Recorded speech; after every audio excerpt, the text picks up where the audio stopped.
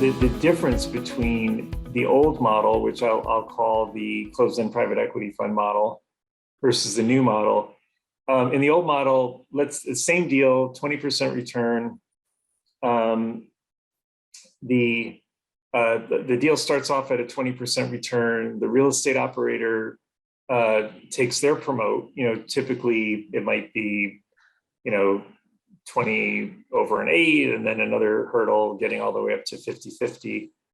And then once the cash goes into the fund manager will typically take a 1.3 or 4% annual asset management fee in addition to the 20% promote over an 8 or a 9% return.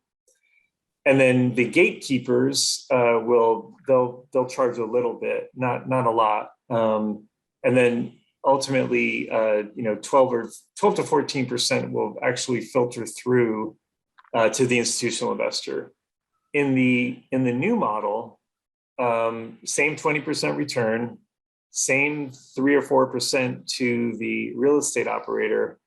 RealtyMogul or other crowdfunding platforms do charge, typically annual asset management fees, in addition to, technology fees in the beginning for onboarding new investors and so on.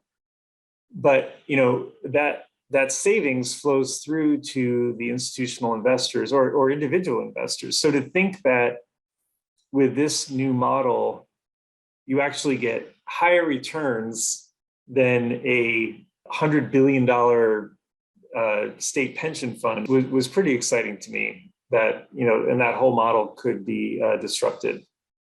Yeah, it's fascinating, isn't it? And actually kind of approaching it from a slightly different angle. Let's go ahead and stop share, if you don't mind. Mm-hmm. I'm gonna force that. There we go. The other aspect of that, and that last slide was the one that I was really interested in. I'm just going to look at it on this screen over here. Is that what you have now that you never had before? And this is what's so fascinating, Chris. Seriously, this is what I think is what's really fundamentally changed in commercial real estate capital formation. I'm going to be careful because a lot of this is beginning to sound cliche, but let's really be precise on what I'm going to say here. You now have access to institutional quality deals. But what I mean by that, and this last slide, this last section here is what's so important, is that what you show in this last slide is that you show, quote, institutional investors investing with and through RealtyMogul. Alongside, you've used the term to retail investors. So let's just call them individual investors. Mm-hmm. You've got institutional investors.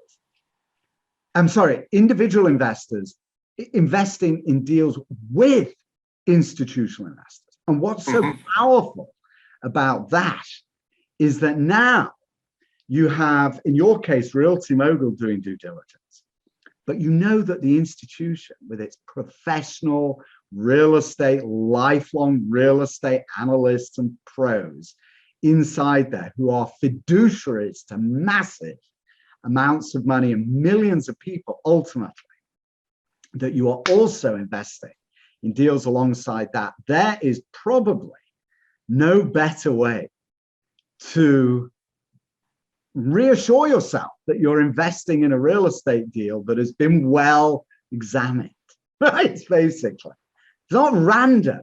That's the challenge of crowdfunding, is you can go online and there are so many people out there. The ones that frighten me the most, the ones that, and it's ironic because it's what I do for a living, but the ones that are really good at digital marketing or at marketing, but actually know naff all about real estate. They just create really good personas online that kind of give the feel that they know what they're doing. And so, hundreds of millions are going into deals like that. But there is no due diligence at the end of the day. No one's really checking their work, unlike with you, right? That's the fundamental difference. That's what I was talking to Jeff about, Jeff Dorman over there, IREI, Institutional Real Estate Inc., which I actually managed to get wrong in the intro. So I'm just going to reinforce that as a credit to him. I'm sorry about that, Jeff.